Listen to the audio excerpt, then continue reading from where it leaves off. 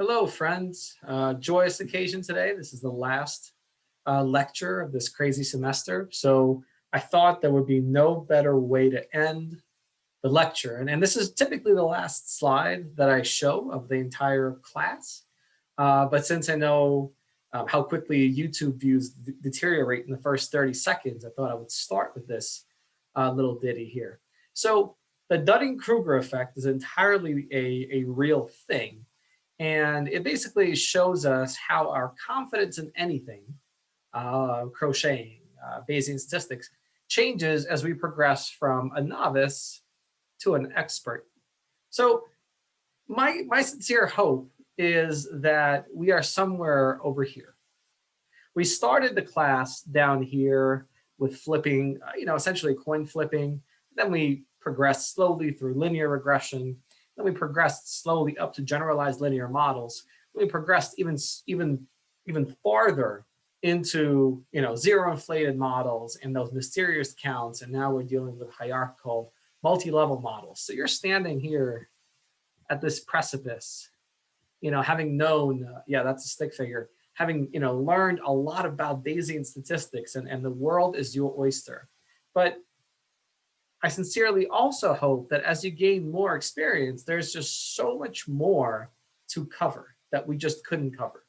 For example, the world of correlated data, all the different kinds of MCMC algorithms, all the different ways of combining like Gibbs within HMC, etc. So don't be surprised if after some time you will find yourself down here in this trove of experience. But if you keep working up to it, and I think this is somewhere over here is where I personally am, I am working and I'm learning every day, and I hope you continue to do the same.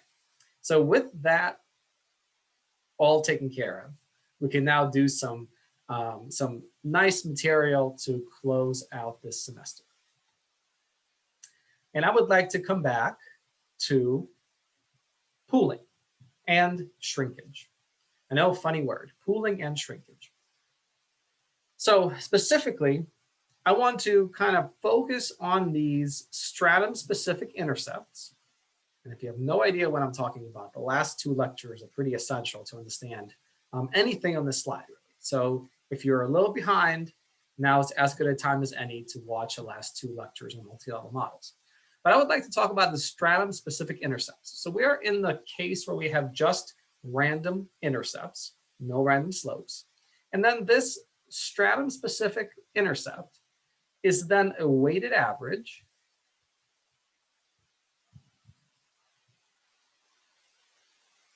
of the population mean, that I'm calling here the overall mean, and the stratum-specific mean. So if we just take the data in that stratum, if our strata are people and we're testing their reaction time, then this would just be the average reaction time over 10 days for a given person. And Y bar overall is as it sounds, the overall average reaction time. So our stratum-specific intercepts are a weighted average of the stratum-specific mean and the population mean. So there is a lot of notation on this slide. And what makes it difficult is that things are written in terms of these inverses. But I try my best to sort of label things. So this first thing is a scaling term. And if you are reading a different book, or if you're reading a different blog, or following along somewhere else, this equation can be written in a number of different ways. I factored out the scaling term because the scaling term doesn't depend on either the overall average or the stratum-specific average. So let's just not pay attention to the scaling term for now. Here is my stratum average, and here is my overall average. So our random intercepts are going to approach our stratum-specific means when we have a lot of information within that stratum, or the between stratum variance is large. And so this is sort of the tough part. You have to change these one at a time. As we get more and more information about a given stratum, we sort of let them deviate more comfortably from the population. If we have very little information about that stratum, we really don't believe that stratum mean. If I have 3 observations and I take the average, that's probably not a good prediction of where that stratum lies. I better use the overall average more in that case. But as my stratum amount of data for that stratum increases, basically increase the numerator of this term, and this upweighs the stratum mean, y bar j. And my random intercepts start to resemble my stratum specific mean in that case. The other case is when my random between stratum standard deviation, or in this case, the between stratum variance, is estimated to be large. So again, change things one at a time. When I increase the denominator of this term, I decrease the weight that's assigned to the overall average. And that means that my random intercept mostly depends on that term right there, and so it starts to resemble the stratum specific mean. The inverse is true as well, right? If I have a small stratum, if I have very few observations for a given stratum, then it basically is the inverse. I will be downweighing the stratum mean, and if my between stratum variance is low, I will be dividing 1 here by a small number, and that will in effect bring out that y bar overall. And this should make some sense. As we obtain more and more information about a stratum, why not let our estimate depend more on that stratum specific mean? So now to introduce this concept of pooling, it's closely related to the ICC, the interclass correlation. So it starts with complete pooling.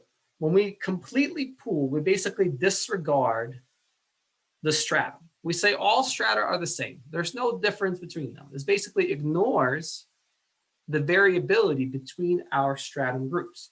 And this happens sometimes if you have a multi-level model, like students within classrooms, classrooms within schools, schools within states, and there could be a level of that variability where you're estimating a random intercept, and there's just no variability present. So there'll be variability of students, within classrooms, and maybe variability between states, but not at the level of school within state. This is where, a complete pooling comes into the picture. No pooling is when we basically treat all the strata as being different, but don't let them share any information. So the strata are different, but totally unrelated. So this, in a way, it overstates the variability. It overstates how different the strata are. And this happens when our between stratum variance gets large, and the within stratum variance, this is a typo, gets large, and that approaches total variance. So the world lives in the partial pooling world. It's kind of like saying the intraclass correlation is never really 0, and it almost never is really 1. We're always going to be sharing some information between strata and leaving some information to the overall population mean. So just another way of looking at what the ICC tends to cover. So I'm going to illustrate these concepts from the last 2 slides using generalized linear mixed models. It's basically everything we've learned thus far with random intercepts and random slopes. We just inverse link it to get it the linear combination of parameters into legal range. And I'm going to start with a Bernoulli example. This data comes to us from a textbook by Chris Bilder and I think Daniel Lowen. Chris Bilder, Dr. Chris Bilder from the University of Nebraska was my master's advisor. So Chris, you're watching, hello. Thank you for a great time. They wrote a great little textbook on categorical data analysis. I highly recommend it. And this data comes to us from that book. These are American football field goal attempts from 34 different kickers in a given season. And the data looks something like this. We have week 1 through 16. We have distance in yards. Change is a variable that kind of is a proxy for pressure. If that kick was going to change the lead in the game. PAT stands for the point after. For those who are not familiar, point after kicks are from much, much shorter distances of about 18 yards. Other kicks in the game can be from as far as 60 yards, 70 yards. Wind is whether there was a substantial wind present. I believe it's any wind greater than 15 miles an hour, if my memory serves. Good is an indicator variable for whether the kick was good. A 1 is a successful kick. A 0 is an unsuccessful kick. All of these have been successful kicks because, frankly, these distances are quite short. And these are professional NFL kickers. Now, of course, we have kicker name. So in this case, Mr. Barr kicked 3 of the first 6 kicks there. He kicked a few 21-yarders, and he kicked a 28-yarder, and not surprisingly, he made all 3. So how are the data clustered? Well, the data are clustered by kicker. It's not that crazy to think that subsequent kicks by different kickers will be correlated, clustered within kicker. So the kicker is the stratum here.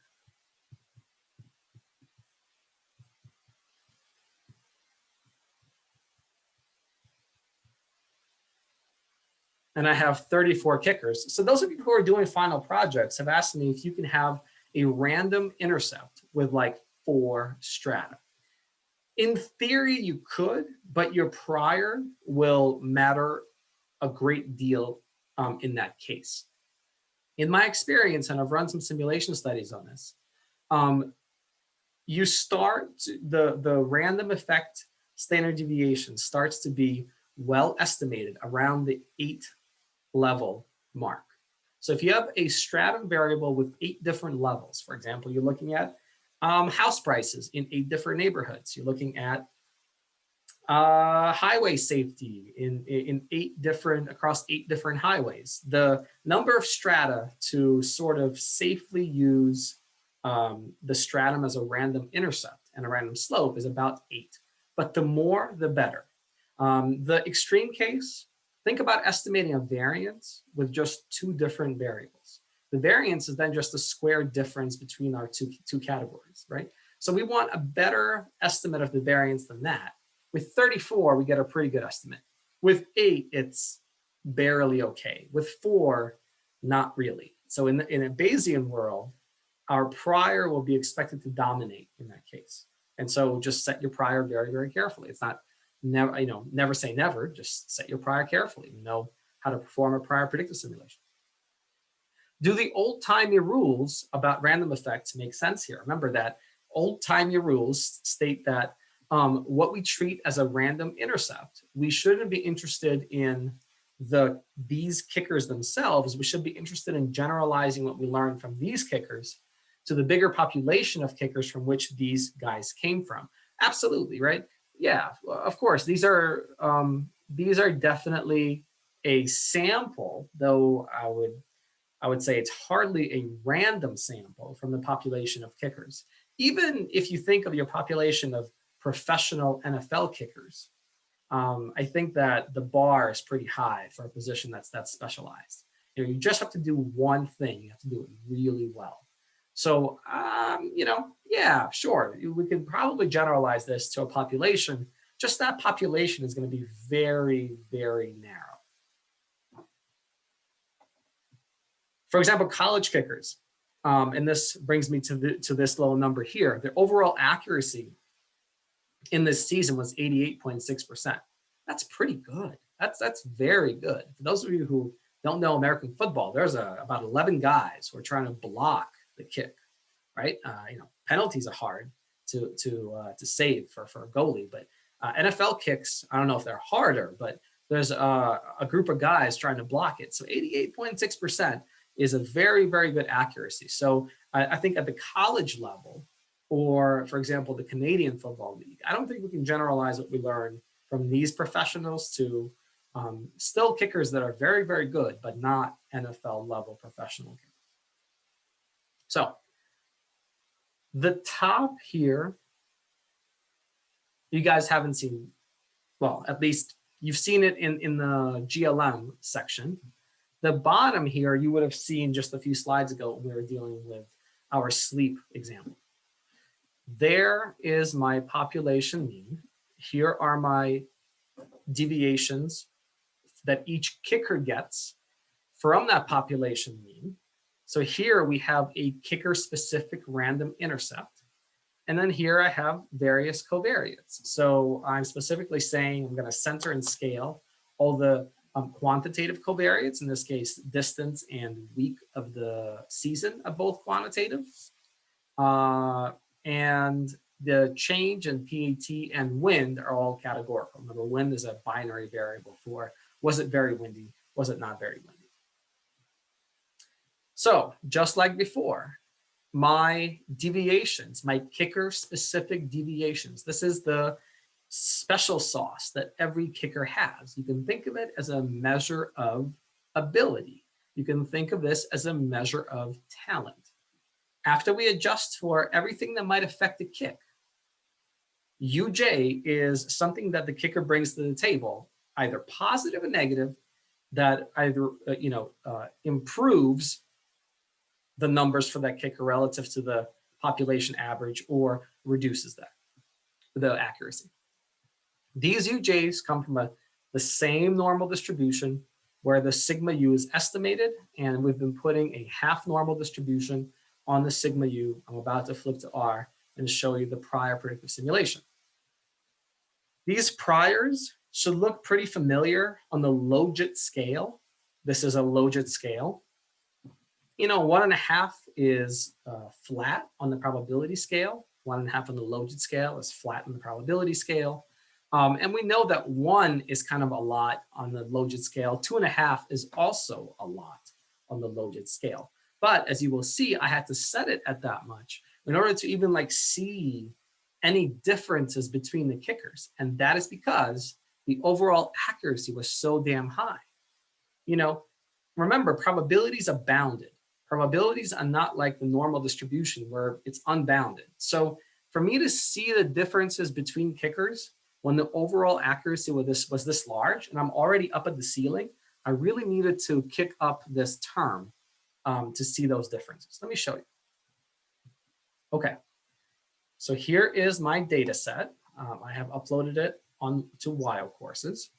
I'm going to define the inverse logit function, as I usually do, load in my R packages. And remember, the whole thing starts when I draw, the whole prior predictive simulation starts when I draw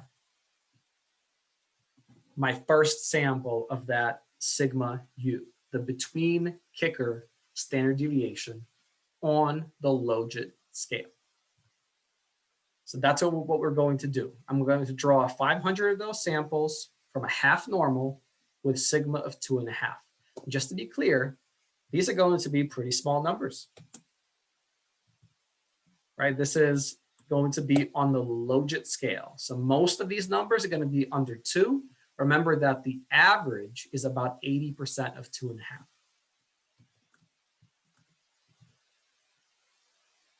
Right, so 2.08 out of 2.5 is approximately 80%.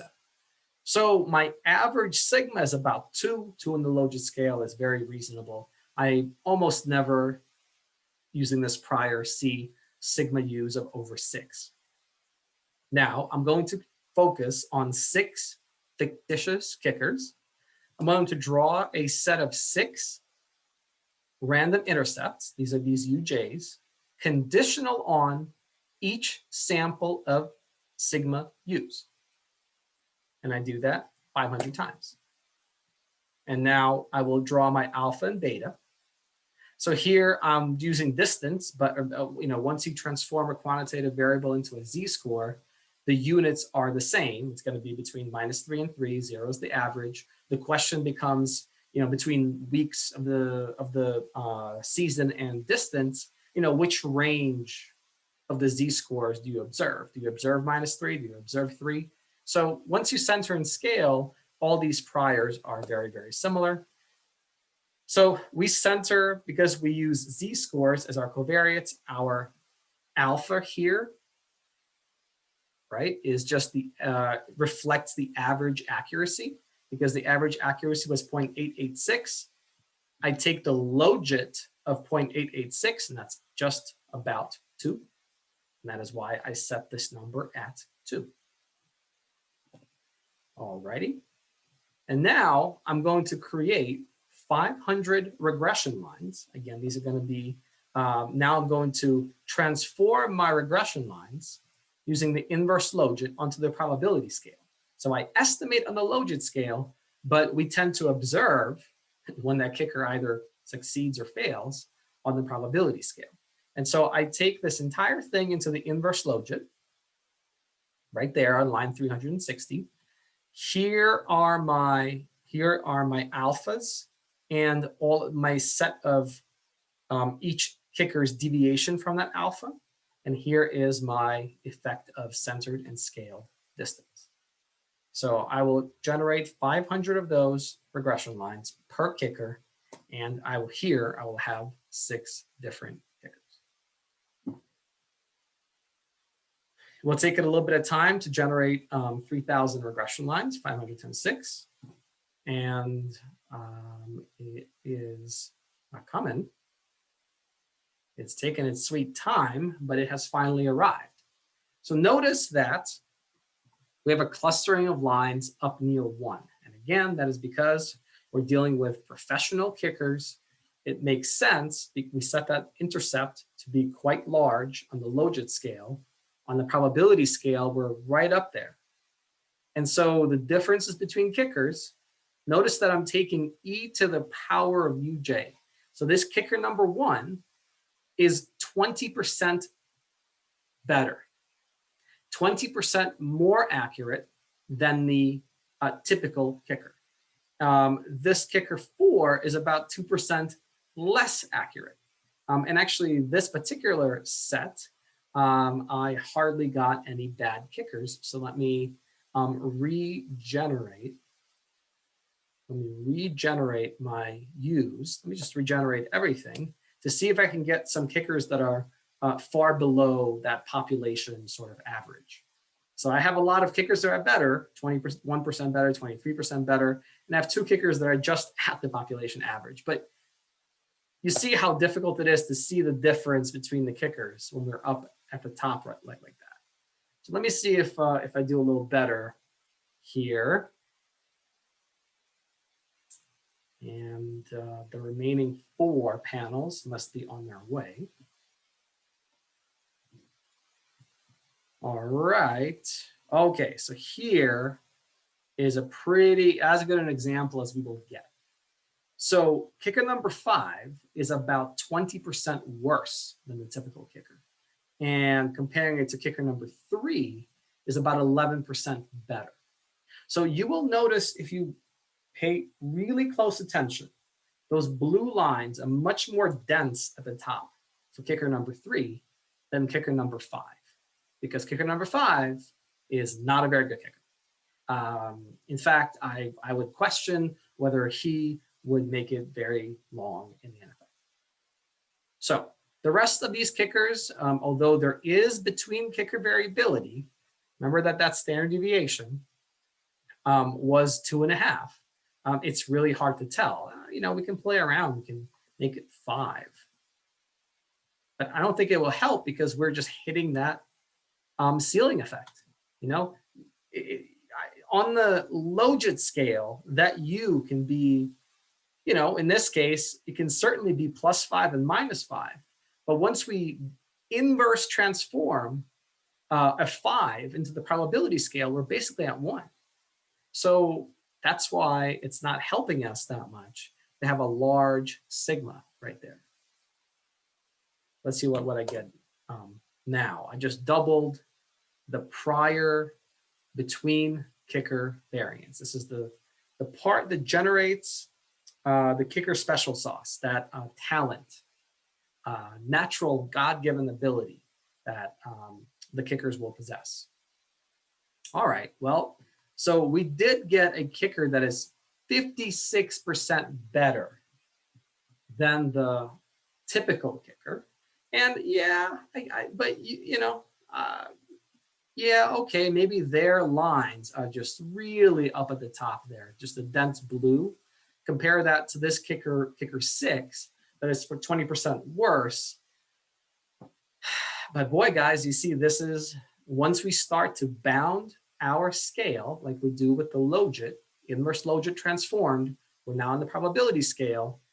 These random effects are hard to detect. So long story short, I kept it at 2.5. You know, 5 on the logit scale is just ridiculous. It's just ridiculous. So 2.5 is a pretty nice standard value.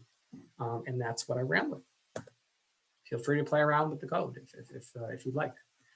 Not much changes here. So just a regular old notation for random intercept per kicker, censored and scaled distance in yards, censored and scaled week of the season, whether the kick was going to change the score or not. This is the pressure proxy. Whether the kick was a point after, so particularly short kick, and whether it was the conditions were windy or not. Kind of standard priors, nothing special here. Class equals SD specifies this prior right here on the between kicker standard deviation. The rest of the stuff looks pretty legit. We have no error term because we're dealing with a Bernoulli. The rest you guys should have seen about 1 million times this semester. This is because we have the last lecture of the semester. And I get to say these things, right? Because you guys are already following me, right? Okay, so a reminder of what we did, a reminder of our formula right there. We actually had 1,425 kicks. There were 34 different kickers. There is the between kicker standard deviation on the logit scale. So don't go around interpreting this as a 27% standard deviation in kickers. Not the case, right? That would be huge. That means that some kickers would be at like a 60%. That is just not the NFL. If you're following the NFL, you know that the kickers tend to be pretty good, you know, in aggregate. You know, when it comes to your kick, that's a different question. You know, and on the logit scale, it's hard to interpret what that is. You know, it's not a percentage. It's on the log odds scale. And so it's difficult to interpret without making an interclass correlation, which we will do shortly, and or plotting, which we too will do shortly. Just remember, in a normal likelihood case, we would have an error standard deviation. But of course, here, there is no error standard deviation because we have a Bernoulli. Okay, here are my coefficients. Distance, of course, is detrimental to the odds of a successful field goal. This is sort of, as I like to say, from the Academy of the Bleeding Obvious. Interesting that there is a few, if you apply Bayesian thinking, in terms of the probability that a coefficient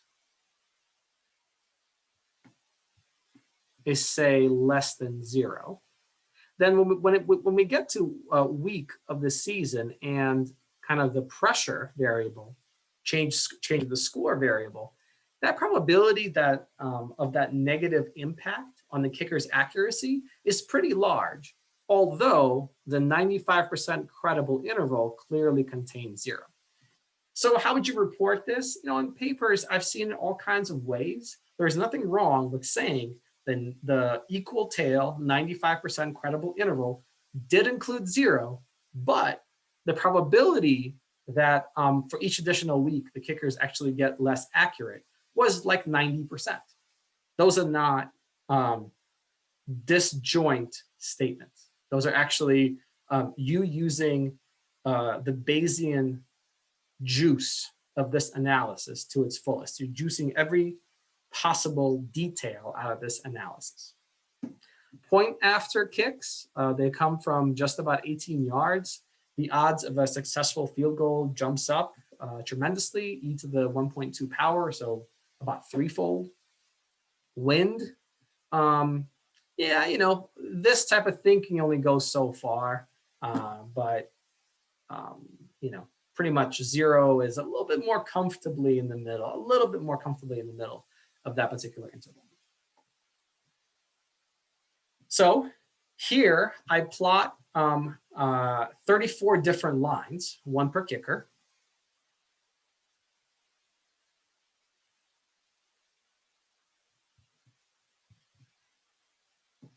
And on the x-axis, I have centered and scaled distance. And I don't know why this is weird like that. But it looks like the average here is 27 yards. And the standard deviation is about 10.5 yards. So this is like 17 yards here.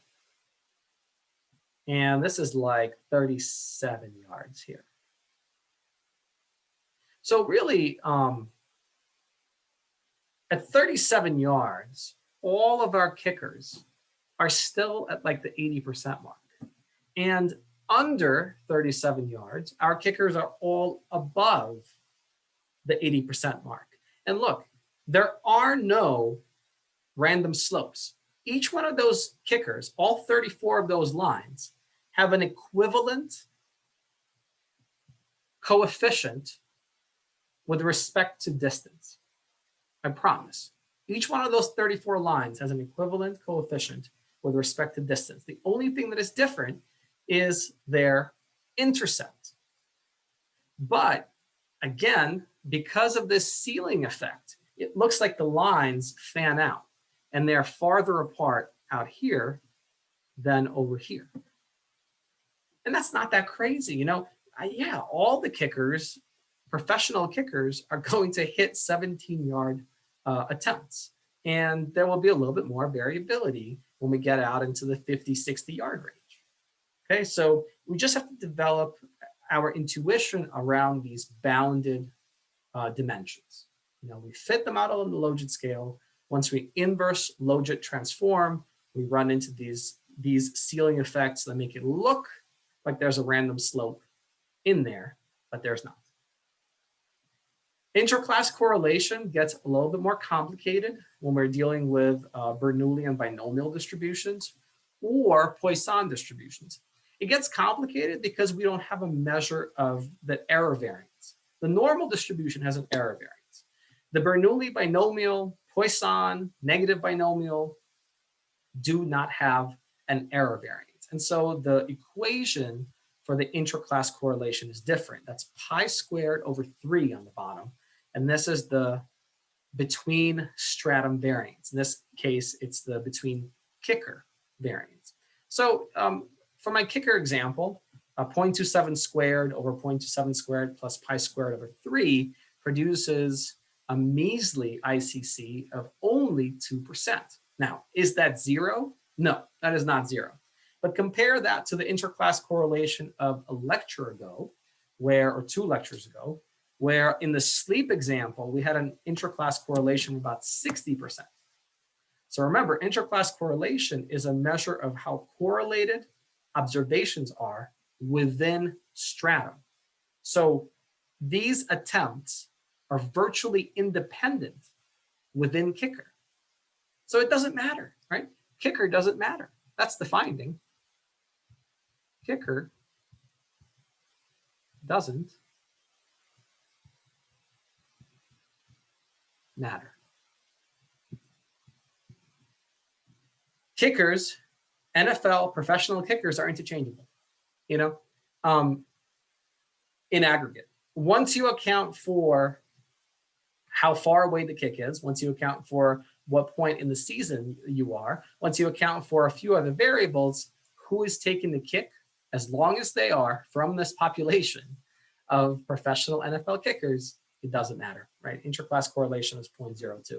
So that gives us, that puts that between kicker standard deviation on a scale where we know how low is low and how high is high, right? Interclass correlation is bounded between 0 and 1. And that's how I can say safely, without being an NFL class kicker, that 0.02 is a measly interclass correlation. By the way, if you're dealing with a Poisson, you get this ugly little formula down there. And Nakagawa and Shilze have a wonderful paper. They discuss a lot of these interclass correlations for generalized linear mixed models. So I would recommend that paper. This is where I got these equations from. So remember shrinkage and pooling? The black dots are kicker specific averages. They are the observed proportion of how many kicks they were successful at. So for example, this kicker here looks like, ooh, I'm not gonna be able to follow it. Bonio. I'm a Jets fan. And so that's like being a fan of very bad team. So I apologize if I'm butchering Mr. Bonio's name. I don't know who that is. I don't know a ton of these kickers. Maybe Carney, I heard of. Carney, I heard. Elam, I heard of. Yeah, Matt Elam, I think. He's very good. But this particular kicker, if you just take his data, he is almost perfect that season. But his random intercept is shrunk towards the typical kicker, right? That's the shrinkage. We don't trust that he is gonna be near perfect. A better prediction based on a number of those factors is that he's gonna be somewhere right here, still above the typical kicker, but not quite as high as his stratum specific average goes. Same thing goes for these guys, you know, and again, I don't know who they are, but this is sized by total number of attempts. You know, if you took a few attempts and you were at the 75% mark, or worse, if you were at the 60% mark, and I'm not gonna talk badly about these guys because they're infinitely better than me. It speaks more so to how competitive the league is. You just can't be a kicker in the league if you're down here, right? That's why they have that few number of attempts. And so we don't trust that they're quite this bad though. So if you look at the shrinking that occurs here, all of these guys are shrunk pretty heavily towards the population sort of typical kicker. They're still below the typical kicker, but they're below the typical kicker by, oh, I don't know, 5%, not 20% or 30%. Okay. These data fit very well. There's a slightly different type of posterior predictive check that we do. We use this group equals kicker. And so this stuff fits very, very well. We're basically able to reproduce the kicks for every kicker almost, very, very well. So this model fits excellently. And there's really only one thing left to do, and that is to finish up the semester with a random slopes example and remind us how that works. Not only am I going to introduce random slopes, so some kickers' ability will be allowed to decay slower as a function of distance. So these random slopes are sort of capturing their God-given ability, but they will be allowed to that ability will decay slower as a function of distance for some kickers than others. So I introduce random intercepts and random slopes, and as they say, for shits and giggles, we're going to make sure that they're correlated so we can review the whole shebang. So these deviations from the population values come from a multivariate normal distribution. So they're drawn jointly, they're drawn at the same time. They have variances between kicker variance, between distance effects variance, and they have covariance terms. this variance covariance matrix gets decomposed into two diagonal matrices where we have standard deviations, right? And a correlation matrix.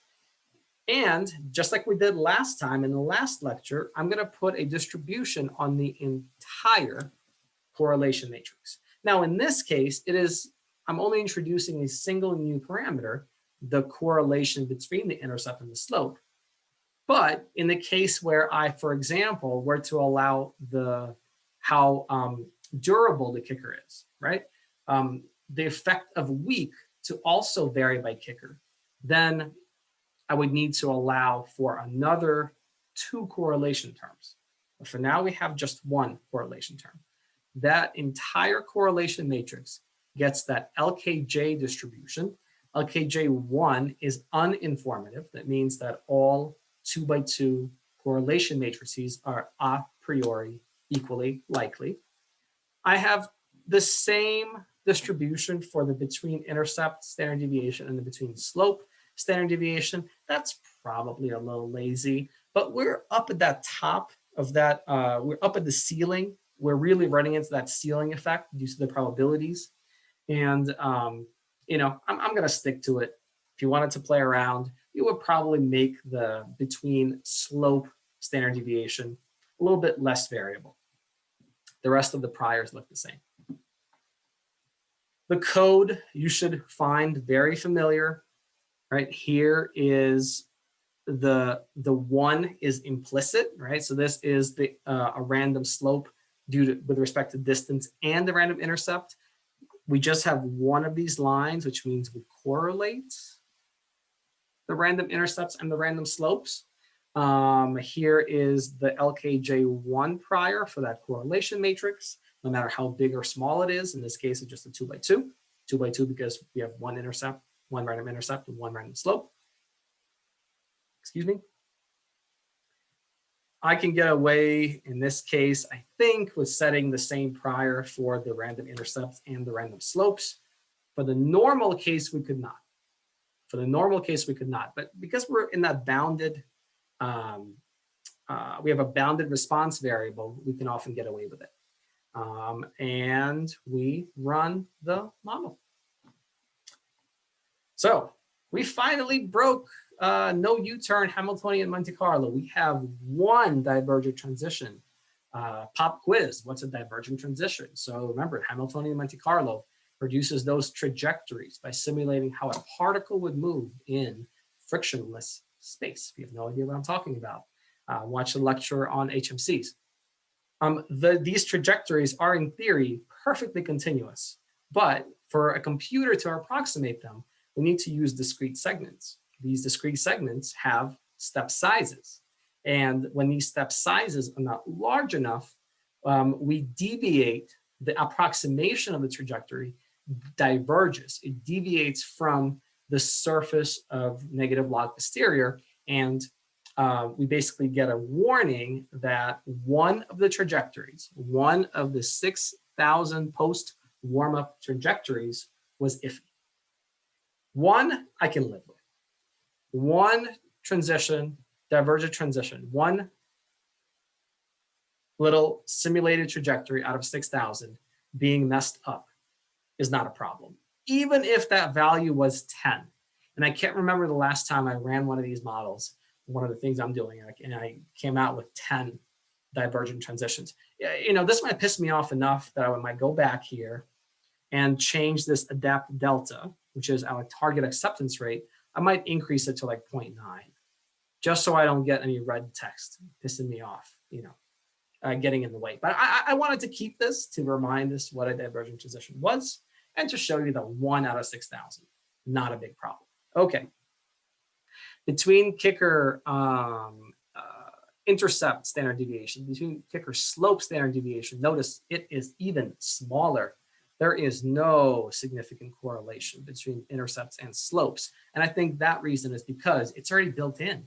It's built into that bounded response variable that we're running into. And if you think I copy pasted this image, I did not. I did not copy paste this image. This image just looks that similar because the model fits that similar. So this is actually a different figure, but the models fit just so similarly, even though we introduce one slope, different slope with respect to distance per kicker. We can compare our two models using WAIC. So we just run the WAIC for each model, compare them, and we come up with the fact that actually the one with the random intercept and random slope that are correlated has a higher WAIC. So random slopes are just not necessary. They're just not necessary. Dunning-Kruger effect. I hope I find you at the top. Guys, I really hope you enjoyed this semester. It had its challenges, but I hope you enjoyed the material. I have office hours this week. I'll have office hours next week. Start your final projects and reach out if you need help. Thank you guys for your attention. And I hope you and your families are all safe. Thank you.